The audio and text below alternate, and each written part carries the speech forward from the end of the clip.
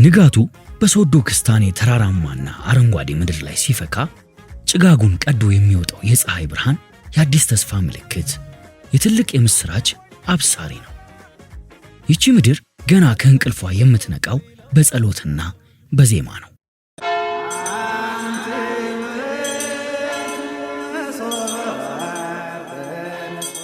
የዓለም ብርሃን የሆነው የኢየሱስ ክርስቶስ ልደት የሚታሰብበት ይህ ዕለት በሶዶ ክስታኔዎች እሳቤ ሰማይና ምድር የሚገናኙበት ታላቅ የታሪክ መገጣጠሚያ ነው።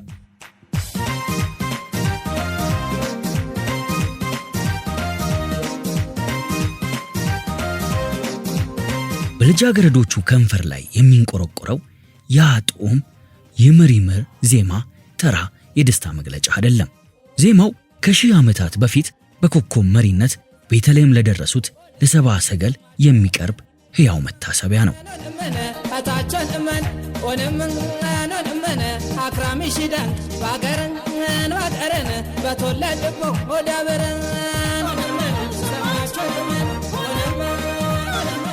ይምር ማለት እግዚአብሔር ማለት ነው። ራሱ ኢየሱስ ክርስቶስ ወልደ አብ ወልደ ማርያም ማለት ነው።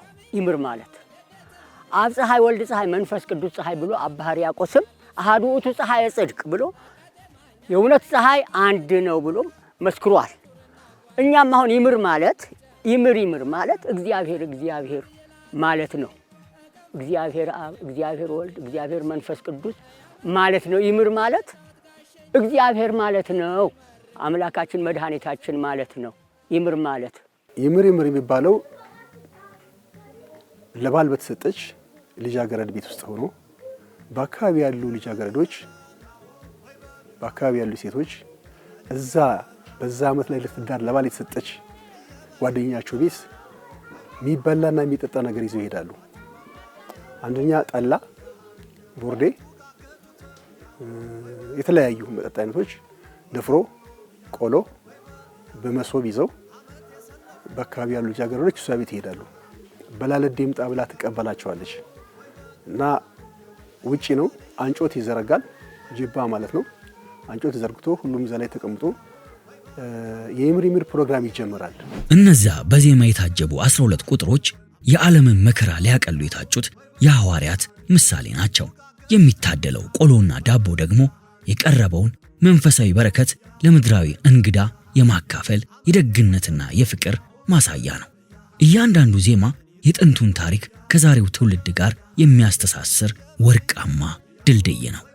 መታጨት ኑሮህን ልታደራጅ መሞሸር ተሞሽረህ ወግ ማረግህ ማየት በራሱ እጅግ መታደል ስለሆነ እቺን የታደለች ሴት ሁሉ ጊዜ የጎስቴ የሚባላል የጎስቴ የብጤ ያዶዬ ተባብለው የሚጠራው ሲጠራሩ ራሱ እኛ ይሄ የራሱ እንትን አለው የጓደኝነት መገለጫው ነው። ያዶዬ የጎስቴ የብጤ ጓደኛ የተባለ ነው የሚጠራው በዛ ይሄ ምን ያህል የፍቅራቸው ቅርበት ስለሆነ ገና ከመድረሱ በፊት ከልጅቷ ጋር ያላቸው ቅርበት እንዴት ነው የምንዘጋጀው እዛ ቤት እንዴት ነው የምናሳምረው ገና እንዴት ነው የምናሳልፈው ልብስ ያው በቤተሰብ ስር ነው ሁሉም ነገር የሚሰጥህ ቤተሰብ ነው።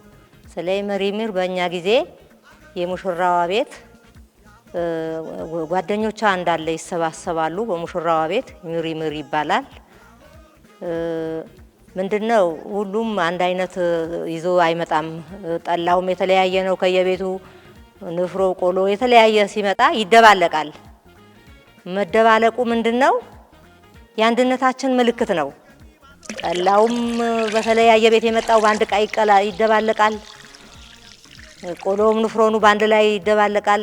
ከዛስ በጣም ፍቅር አለ፣ ስምምነት አለ። በእኛ ጊዜ ማለት ነው። አሁን 65 ዓመት ሆኖኛል እኔ። በልጅነታችን እንደዛ ነበረ የምንለው። ገና ባይተዋር እንዲሆን አትፈልግም ልጇ። ባይተዋር እንድትሆንባት አትፈልግም ልጇ። አንደኛ ቅድም መውጫም ነው። አሁን ያለ ምሳሌ ወደ እንትን ብትሄድ አዳምና ጋር ብትሄድ አዳምና መተጫጨት ቢሆንም አንድ ቀን ወጥተህ የምትመለሰው ወይ 3-4 ዙር በየቦታው ልደግም ይችላል። ገና ግን የሚቀጥል ነገር ነው። ውጪ ልጇ የምትታይበትም ጭምር ነው።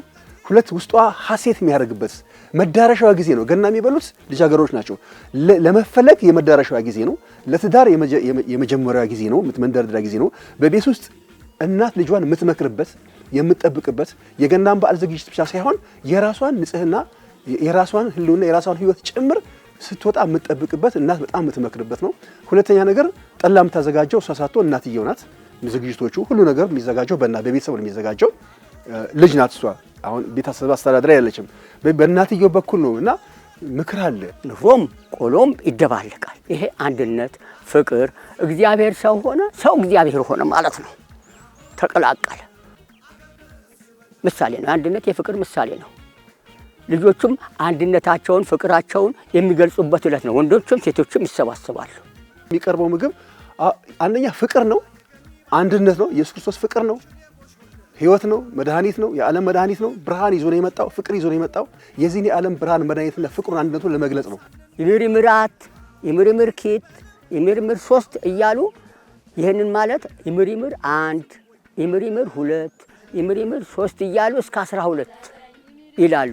ያ በአንድ ጊዜ አይቆምም። ሌላው ደግሞ ሲመጣ አሁንም እንደዛው ይላል። ሌላው የቀረው ሲመጣ እንደዛው ይላል። ወንፊት ይዘው ነው ወደ ፀሐይ እያዩ ይምርምር አት ይላሉ። እንዲህ ነው የሚያደርጉት። ወንፊቱን ይዘው እንዲህ ይዘውት ይምርምር ሲሉ እንዲህ ነው የሚያደርጉት። እንዲህ በሚያዞሩበት ምክንያት ፀሐዩን እያዩ እንዲህ በሚያዞሩበት ጊዜ በወንፊቱ መካከል ላይ እንደ ኮከብ ያንጸባርቃል። ይሄ ማለት ሰብአ ሰገል መጥተው በኮከብ ተመርተው ሕፃኑ ያለበት ጋር ለማየት በሄዱበት ጊዜ የታየው የምልክት ምሳሌ ነው። 12 ጊዜ የሚቆጠርበት ምክንያት የ12ቱ ሐዋርያት ምሳሌ ነው። ከጓደኞቿ ጋር በመንደሩ አውድማ ላይ ተሰባስበዋል። በእጃቸው የያዙትን ቆሎና ዳቦ በወንፊቱ ስራ አድርገው ልባቸው በደስታና በትዝታ እየተምታታ በመቁጠር ውስጥ ለእጩ ሙሽሪት ዛሬ ለሷ ልዩ ቀን ብቻ ሳይሆን በልጃገረድነት ስያሜ የምትጠራበት ከጓደኞቿ ጋር የምትቦርቅበትና ይምር ይምር እያለች የምትቆጥርበት የመጨረሻዋ የገና በዓል ነው። ባይገሪድ ነጫወት ይመር ይመር አት ይመር ይመር ኪት ይመር ይመር 3 ይመር ይመር 4 ይመር ይመር 5 ይመር ይመር 6 ይመር ይመር 7 ይመር ይመር 8 ይመር ይመር 9 ይመር ይመር 10 ይመር ይመር አት ይመር ይመር ኪት። በገና በዓል ካልሆነ በስተቀር ሴቶች ውጪ ወጥተው አያድሩ አይሆንም። እጅግ በጣም በእኛ በዚህ በሶዶ ክርስቲያኒ ማህበረሰብ ሴት ልጅ ውጪ ወጥታ አታድርም። ገና የሚለይበት ምክንያት ሴት ልጅ ወጥታ ከጓደኞቿ ጋር እዛው ሙሽራ ቤት ታድራለች። እስከንትኑ ድረስ የሷ ሰርግ እስከሚደርስ አሁን በተለይ ደጋማው አካባቢ ላይ ከገና ይጀምርና ፋሲካ ሰርግ እስከሚደርስ ድረስ በየተራ ይደገሳል። ያላገቡ መሆኑ ለወደፊት ለማግባት እጩ ናቸው፣ ወልደው የሚተኩ ናቸው። ስለዚህ እነሱም ይደሰታሉ። በዚህ በገና አመካኝተው ድግስ ደግሰው ይበላሉ፣ ይጠጣሉ፣ ይደሰታሉ፣ አንድነታቸውን ይገልጻሉ፣ ፍቅራቸውን ይገልጻሉ። ሁሉንም ነገር አለ። በዚያ በኋላ ይተሳሰባሉ ማለት ነው። እሷ የዛሬ ዓመት መጥታ አባቷ ቤት ሁለተኛ ይምር አትልም። በቃ ትዳሯ ይዛለች፣ ቤቷ ነው የምትቀመጠው። ትንሽ ከአባቷ ቤት እህቶቿ፣ ወንድሞቿ፣ እናት አባቷ ለቃ ስትሄድ የሚሰማት ስሜት አለ። በኋላ እየለመደች ትመጣለች። ከጓደኛዋ ከባለቤቷ ጋር ከአማቾቿ ቤተሰብ ጋር ተስማምታ ትኖራለች ማለት ነው። አክብራ ተከብራ ትኖራለች። ራቅ ባለ ቦታ እኮ ይኬዳል ሙሽራ ለመፈለግ። ይሄ በአንድ ድር ብቻ ሳይሆን ሙሽራ ማነች ተብሎ ይኬዳል። አንድ ሙሽራ አይጠፋም። ደሞም ሙሽሪትን ባትኖር ይምር አይቀርም። ጎረቤት ትልቅ አባት በሆነ ሰው ቤት ተሰባስበው ወጣቶች ሙሽሪትን ባትኖር ለጋብቻ ያልደረሰችን ባትኖር ትልቅ አባት በሆነ ቤት ሽማግሌ በሆነ ሰው ቤት ይሰበሰቡና ልጆች ተሰባስበው ይምር ማለታቸው አያቋርጡም። ይምር አት ይምር ኪት ይምር 3 ይምር 4 ይምር 5 ይምር 6 ይምር 7 ይምር 8 ይምር 9 ይምር 10 ይምር አት ይምር ኪት ይምር ቦግ በሌዳ ኮኛ ጠላታ ከበ ሰብአ ሰገል ይወለዳል ይወርዳል ይወለዳል ሲል በትንቢት ይነገር ነበረ። በኮከብ መርቷቸው ሰብአ ሰገል ከሀገራቸው ተነስተው ሌሊት በብርሃን እሳት ቀን በደመና ይመራቸው ነበረ። እዚያ ሲደርሱ ደርሰው ሰግደውለታል፣ ግብርም ገብረውለታል፣ ወርቅም ዕጣንም ገብረውለታል። ምክንያቱም ሰውና መላእክት የተደመሩበት ዕለት ነው ገና ማለት። ሰውና መላእክት አንድነት የዘመሩበት ዕለት ነው። መላእክትም ሰውም ተደባልቀው እግዚአብሔርን ያመሰገኑበት ዕለት፣ የእግዚአብሔር ልደትን ያዩበት ዕለት ነው። ያላገቡት ብቻ ነው፣ ያገቡት አይመጡም ለጨዋታ።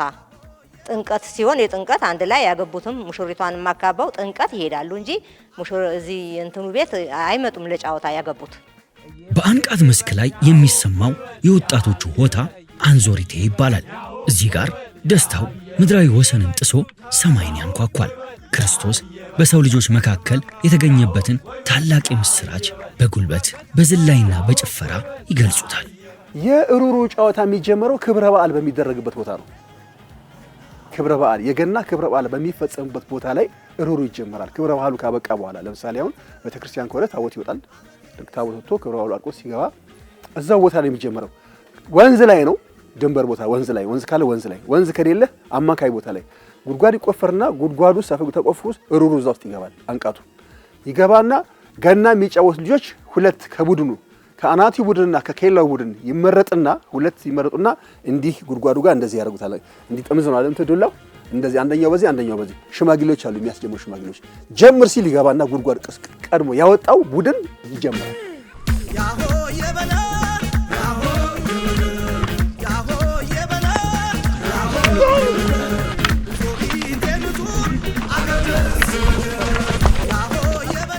አሁን ጨዋታው እንደዚህ ነው። የወዲኛው ቡድን እና የወዲኛው ቡድን ከተለየ በኋላ አንቃቱን አሸንፎ በእጁ የያዘው ቡድን የሚመታው ወደ ራሱ ሀገር ነው። እግር ኳስ ስትጫወት ኳስ የምታገባው ጎል ወደ ተቃራኒ ነው ለማሸነፍ የምትወስደው። ገና ፈረስ ላይ ሆነ የምትጫወተው ገናም በዚህ መሬት ለመሬት የምታንከባላት ወደ ተቃራኒ ነው የምታገባው። ይሄኛው ግን የምትመታው ወደ ሰፈር ነው፣ ወደ ተቃራኒ አይደለም። ለምን እሩሯን አገር ለማስገባት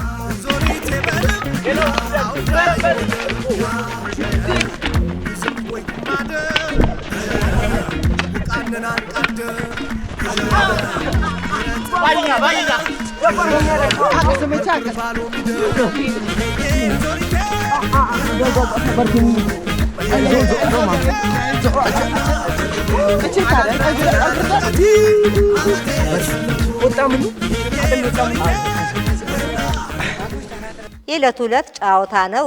ስንዞር ነው ይሄ ያለው እህል ይሰጠናል። ገብስ ባቄላ አለ።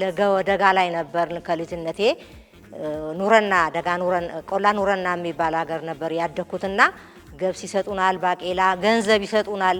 እንዞር ነበር ከበሮ ይዘን አይ ዞሪቴ ገና ነበቦ እያለን እንዞር ነበረ። በሶዶ ክስታኔ ማህበረሰብ ውስጥ እናት የክብር ማማ ናት። ወጣቶቹ የገኒ ባልወልደ እያሉ የሚዘምሩላት እናት የምድራዊቷ እናት የቅድስት ድንግል ማርያም ምሳሌ ተደርጋ ትወሰዳለች።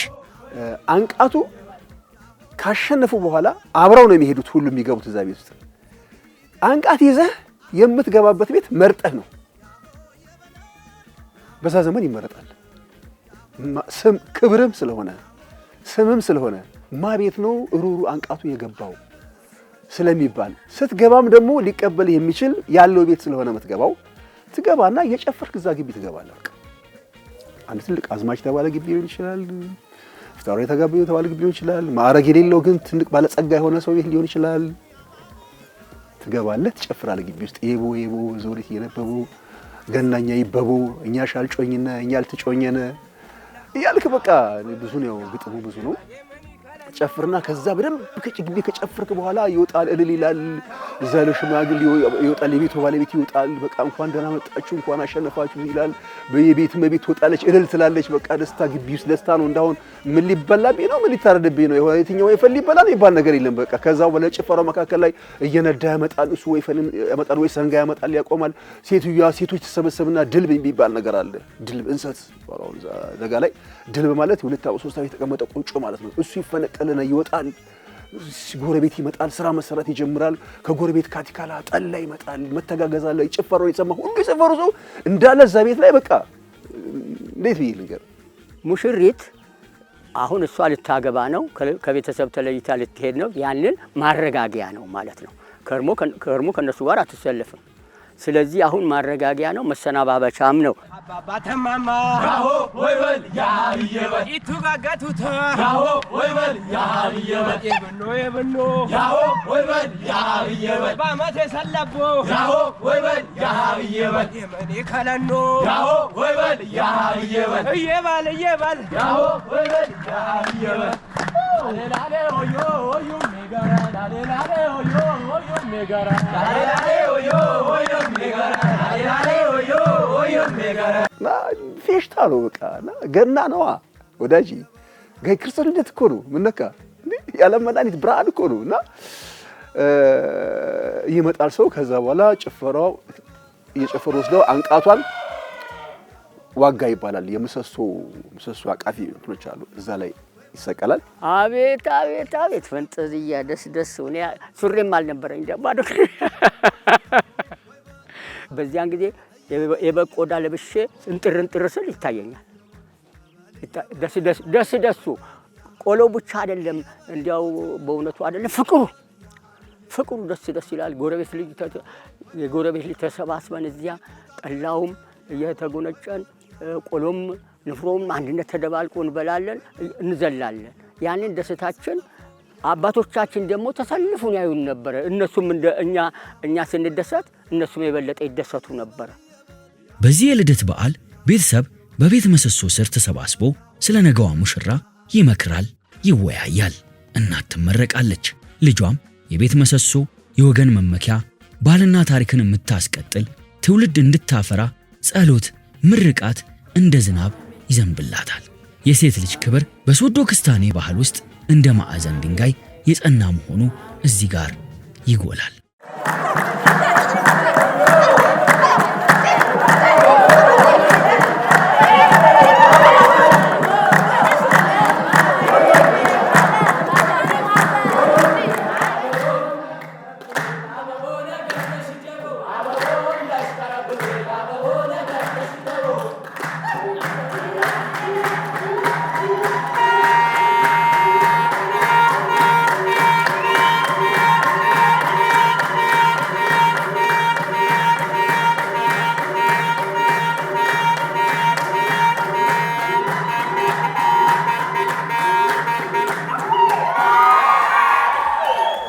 ሶዶ ክስታኔ በየዓመቱ በገና በዓል ታሪኳን ታድሳለች።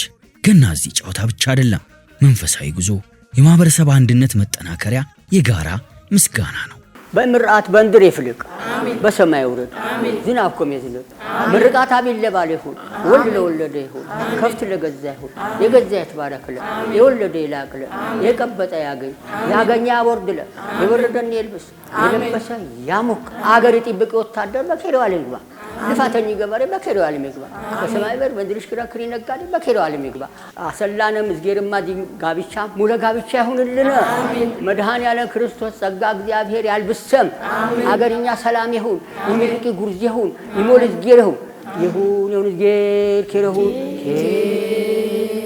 ከሪላ አርደኛ ይሁን ከሪላ አገርኛ ይሁን